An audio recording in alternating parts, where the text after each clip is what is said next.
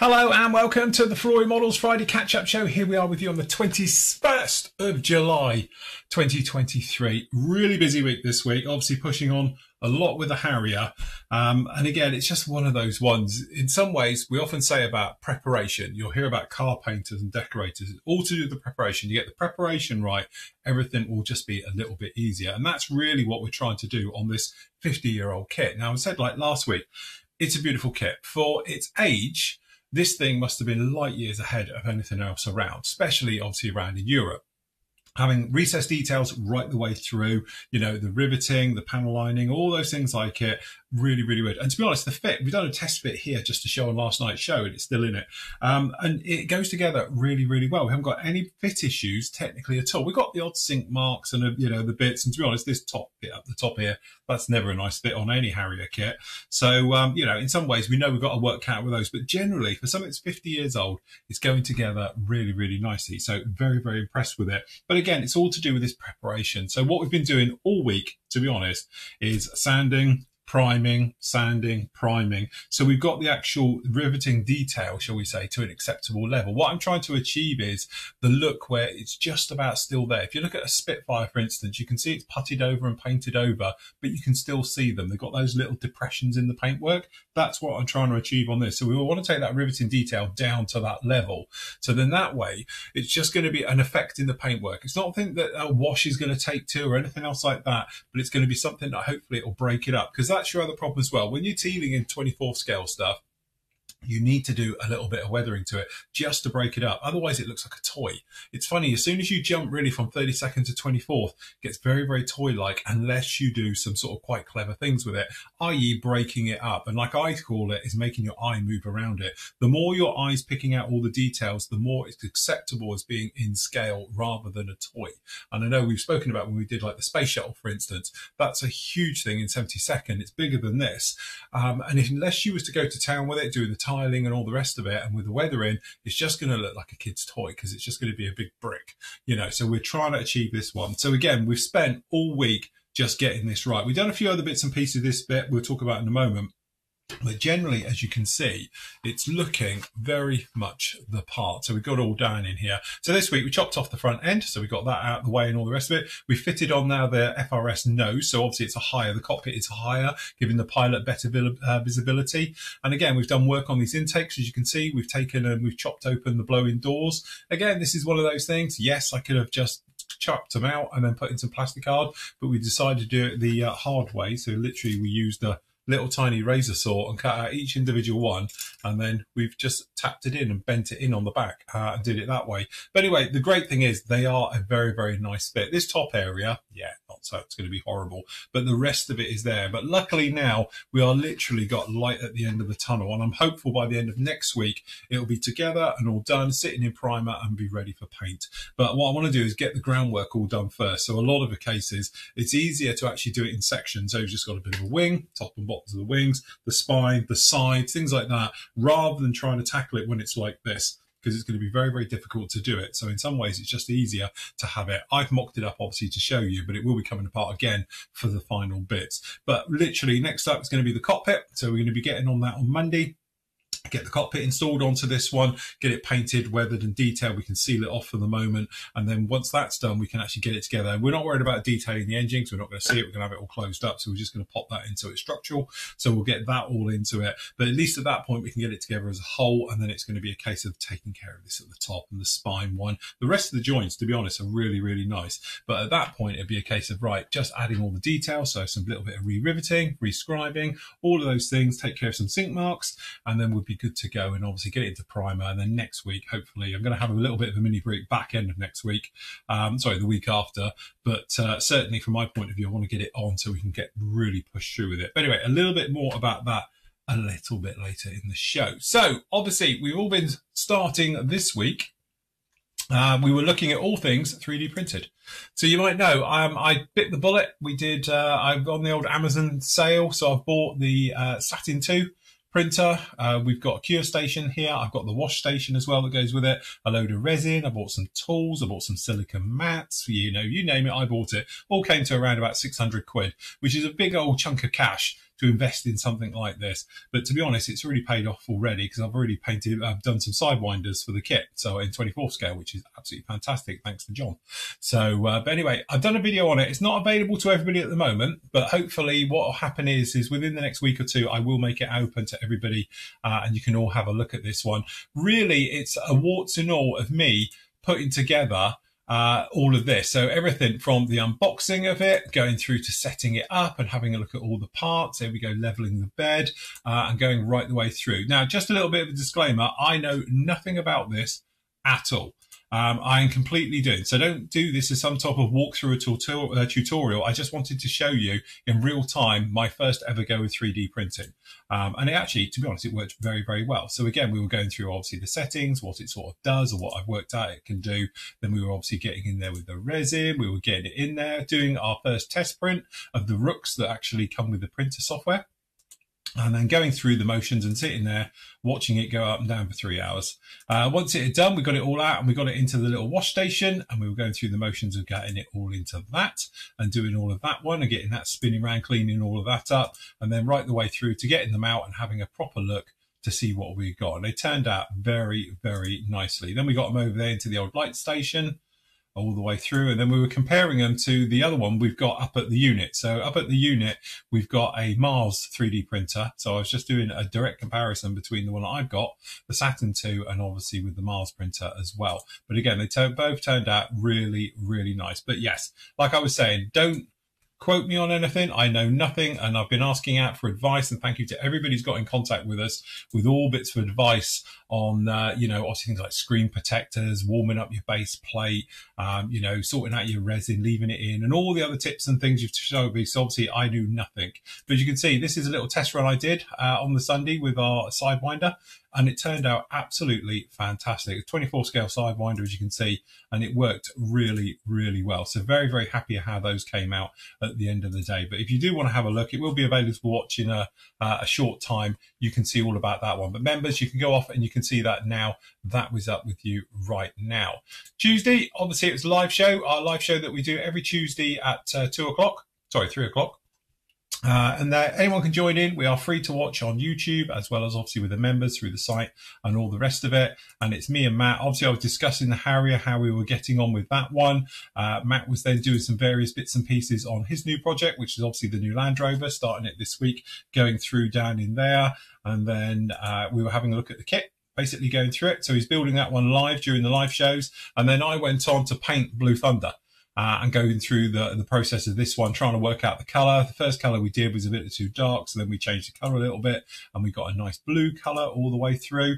And then generally very, very happy with the end of it. It's a good show. If you want to join in, you can ask us any questions you like, anything else like that. It's very laid back, and we just have an hour and a half modelling and chatting and answering your questions as well during the show. So if you want to catch up with any of those, pop along. It's on social media, and obviously it's on the site as well on Tuesdays at 3 p.m. You can see it right there. And to be honest with you, here she is right now. So here's our little Blue Thunder. You can see, looking very much, got the colour all in there. So next show that we do won't be this Tuesday, because to be honest, I'm not here. But the following Tuesday, we'll be back at this one. And then obviously we're going to do the detail printing. So we're going to get unmasked. We'll paint up all the framework down in here, because obviously that's all just in here like this, all ready to go. And then we'll get that one all sorted and tidied up. We'll get the decals onto it, and then we'll go through the motions of doing a little bit of weathering just to make it all nice and getting that one finished. So if you do want to catch up with that one, as I say, Tuesdays at 3, and then every other Thursday at 3 in the afternoon as well, when we're not doing a members live show. So if you want to catch up with that one, you can do it any time. Next up, we've actually got the PM show. Obviously, the weekly roundup of what's new and going on at the PM store, all the latest kit releases, all the latest pre-orders, and working our way through that. And at the moment, we've got a mega sale going on, which I'll take you to at the end of the show. So obviously, we're discussing that with the new areas and things through that entire show. So if you want to catch up with that one, that's free to watch. That's on Wednesdays. And then that brings us up to last night. So we were live last night with the guys. This is obviously for the member show, going right the way through, and obviously we were looking at, I've got to find everyone's thing. I was obviously discussing obviously Blue Thunder, the Harrier, things like that, and then everyone was at it. So Matt has got the decals on to his Giant. This is the Airfix 1/24 scale 190, as you can see. And obviously he's got a little bit more work done on the chassis and everything on the 109. You can see just down in there. So that's been coming along very nicely with him. Andy has been working very nicely on his Tamiya Spitfire 32nd one. So he's got the wash onto that one right now. So that's going along in there, as you can see. We've got John working on the Stuka. So he was pushing on with his Stuka as well, going through there. It's a Hasegawa 48 scale one. Looking very, very nice indeed. And then Nathan was working on a teeny tiny Vulcan bomber. I think this is the 1-200 Vulcan as well, which he's doing for the Best of the British SIG. He's got to get it done because he's on holiday next week. So he's pushing through to get this one out of the way before he goes away. But that's looking absolutely fantastic during that one. And again, all the other stuff, we were answering your questions, chit chat, we were talking about air shows.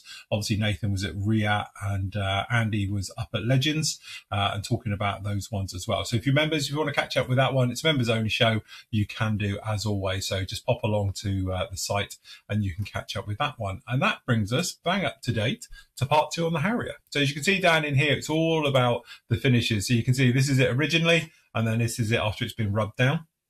So again, we're trying to get rid of a lot of this riveting, which is totally over the top. So we're trying to leave obviously fasteners and stuff, but we're trying to leave definitely the sort of runners in amongst here rather than the formers and stuff. So going through the motions of sanding that back, rescribing where's needed, and then getting it to the level where we're going to be happy with. Then we had to chop off the front end. So obviously the nose comes off for the GR1, and then if you want to, you can put a GR3 nose on it.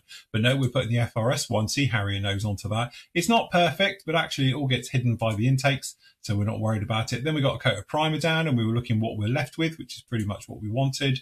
And then it was turning our attention into the intakes, so a little bit of filler, a bit of sanding down there, make them a bit more seamless, as you can see on with those ones. And then checking the fit. And again, you know, kudos to the kit. They fit. No fit issues at all. That's a beautiful fit. And if you look at anybody else's Harrier, you know, they're usually going to have little issues all around them, but this thing just absolutely drops in. So very, very happy of how that went in.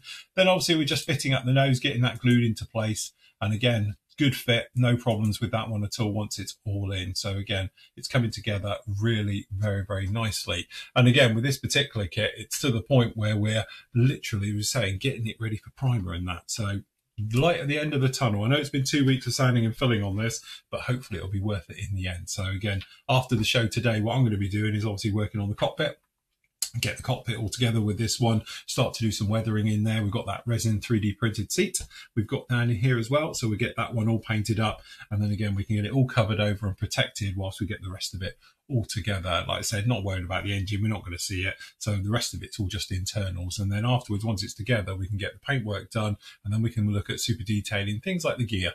The undercarriage. We have got some aftermarket wheels for it, which it definitely needs, and stuff. So yes, really looking forward to it. Actually, it's coming together very, very nicely with that one. The other huge news, I say huge news, is, if I just find the little thing here, for the first time in, got to be near 10 years, we have a new washout. So we got the new dust wash, which obviously Matt's asked for, so blame him for this. So this colour is like an old bone colour. It's great for dusting work. And you might remember we actually used it down in here for on the dozer all over when it was basically just in the last bits of testing. So as you can see, you just put it on like a wash and all the rest of it. You let it dry, treat it like an oil, very small amount of water, and you can blend it around and give everything a really nice dusty look. You can do watermarks with it, so forth and so on, just like that. If you pop along to the Meng area for the dozer as well, you can see it in anger when we used it down in here. So these are the photos from it. So as you can see, that's it when it's going down and it's drying and it's all beginning to cling around a little bit. And then obviously you can go along and buff it up and get it to nice dusty. But also we used it pretty much everywhere on the particular model to give it that nice sort of dusty look all the way through on this one. So again, it was one of those really, really nice ones to get amongst it, to give it that sort of dusty, you know, sort of dust as it's driving around and collecting and stuff right the way over it. And again, it's great for streaks and watermarks and things like that all the way through. So we used it a lot on here. You can see them all build up under here and tracks and all these areas as well. So again, if you want stuff for watermarks and stuff, that's definitely for you. So again, I've got them just here.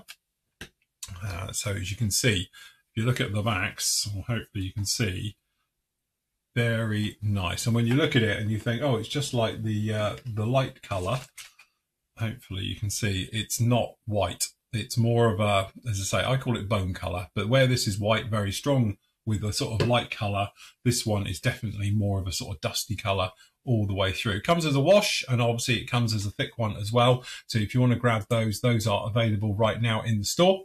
And again, if you just scroll down, they're not available in a set because obviously we do 8 in a set because this is 9th in the range, but you can buy it as a separate. It's just down in here as well. So obviously the thick one, the TWW 109 is down in here, or 009. And then obviously over here, we've got it as a wash with the black top as well. So that's Flory Models Wash, or FMW 009 just there. So you can have it as a thick and a thin, and they are standalones as well. And so there will be a short video coming up for this one as well over the weekend, so keep an eye out for that. And then don't forget, is available as well through the PM store. They've got theirs in here as well somewhere. There we go. That's the thick one. And obviously they've got it as a wash as well, just down in here. So PM Models has got it, as well as obviously High Altitude Hobbies have got them in stock now. So if you're in North America, in the USA and that, definitely the best place to get it, because obviously they've got it in stock up here as well. So there's your dust wash up there, and obviously there's the dust wash as well in there as the thin one. So you've got a thick and thin in there as well. So if you want to grab those from any of us like that, you can go off and you can get those literally right now. So anyway, that is about it. So over onto the PM store. You can see we've got various new arrivals come down in here. You would have seen, as you can see, we've got some very nice stuff. So at last, the Tamiya MGA T50 is in as well. So the Gordon Murray, very, very nice as well. And we've got the Mighty 8th P51. We've got some more of these Catalinas in as well from Hobby 2000. And obviously the Washingtons are in stock now, as well as 3 classic kits that I've built as well from Tamiya reboxes. So down in here, we've got the Sea Fury, which if you go back a bit in time, all of us in the team built one many years ago. And then we've got obviously the Hunter, which is a great kit, and the Buccaneer, which we've done as live builds as well in the past. So if you want to grab any of those ones, they are up and on the site right now. Grab them whilst you can. Also in the store, we've now got our civil vehicles section. So this is a bit of a clear out. We're trying to make a little bit of room in the warehouse and free up some money so we can actually put it into an exciting new little area we're going to be setting up. All right, so again, loads of cars, all discount prices. We've got Tamiya bikes down in here and cars as well. Some really, really nice stuff. So if you fancy any of these, grab them because they're not coming back in stock. So if we can get them in, but obviously it'll be at full price. So if you want them at this one, grab them right now. This does change all the time, and as things are sold out, obviously they are removed from this. If you want to get anything from there, grab them literally whilst you can. They're tending to change literally daily at the moment. All right, so we've got those down in there. Also as well, we've got our special section. Got some really nice stuff down in here as well. So we've got the Boston down in there. We've got the Kitty Hawk. We've got the Guardians. We've got the Phantoms down in here as well. So some really, really nice stuff, all heavily discounted. So if you want to get any of these, and if you've been following us this week as we talk about it, you'll see that it's changing literally hourly at some points. So if you don't see it, or don't grab it, it's going to go, I can guarantee you. So if you do want to get some good prices, some discounts and things like that, they are all down in here as well. So make sure you grab those just as soon as you can. And then lastly, over in the damaged box areas, we've added some in here. We've got some of the Armour Hobbies kits. These are all perfect kits inside, but the boxes are a little bit squashed. So we've got a couple of those down in there, plus the fact all the other ones and some of my review samples. So we've got the nice ones for the reviews down in here as well. So again, they're all been sealed back up in their bags and everything. But because I've had my grubby little mitts over them, we sell them off at a little bit of a discount. So if you want to grab any of those, you can do. As always, they are just down in here in our little damage box and review section. All right. Lastly, just to say, we've had a restock of Tamiya LP paints at last, because we've been waiting on these for absolutely ages. So in the LP range, literally the only one we're out of now is the actual white. So we haven't got any flat white, but luckily now we've got all the blacks back in. So we've got obviously the gloss black, the flat black, and the actual semi-gloss, which is a really nice color. And all the other LP paints are all back in stock as well. Because again, we were a little bit out of stock with those at one point. We're waiting for the importer to get them in, but luckily they've dropped now. So we've got them all in, apart from obviously the flat white. All right. But again, nice to have those all back in stock, as is all the other ones. As you say, we get daily stocks coming in of everything at the moment. So if you do want to grab anything, please grab them whilst you can. All right. So again, lots and lots of good prices on kits in there and things like that. So yes, all good stuff, all busy stuff. And that is about it for this week. as I say, nothing massively to report, but obviously Blue Thunder's coming along very, very nicely, although we do have a droopy barrel on the front here we need to take care of. But generally, it's a fantastic kit, and I'm looking forward to getting this one painted up, all the little hand-painty bits done with it, get the canopy done, get that painted up as well, and then we can have something looking definitely like a Blue Thunder. We'll get some decals onto it and pushing through. So again, if you want to see this one live build, you can go back through all the other ones. It's on the live shows on Tuesdays, which are available on YouTube, social media, and obviously directly on the Flory Models site as well. So yes, but yeah, need to fix that. No one likes a droopy one. So anyway, and that is about it from me. I'll be with you up on Monday. Hopefully we have the next part of the Harrier beaten into submission, and we get that one coming out of you. I've got some great 3D prints coming along as well. We're going to be doing some of those. We've got some dioramas coming up shortly as well. Lots of stuff coming up in the near future. So stay tuned as always. As always on a Friday, I'm going to leave you with your great work, though, from the gallery. So until Monday, everybody, happy modelling. Take care. I was not ready to falling like I'm wasted. My heart grows heavy. Don't taste me rushing and keep your words naked.